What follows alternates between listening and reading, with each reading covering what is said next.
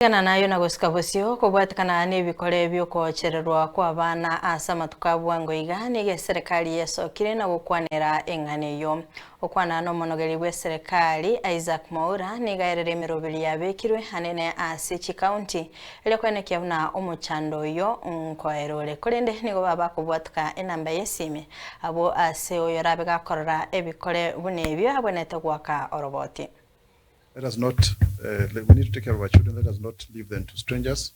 Let them also walk in groups when they are coming from school. And if you can, it's important that you make sure where your child is being dropped by the school bus, that there's security and there's someone waiting for the child.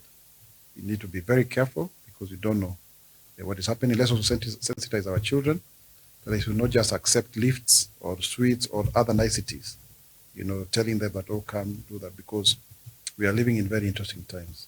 However, the government remains committed to ensuring that we support, those whose children have been abducted.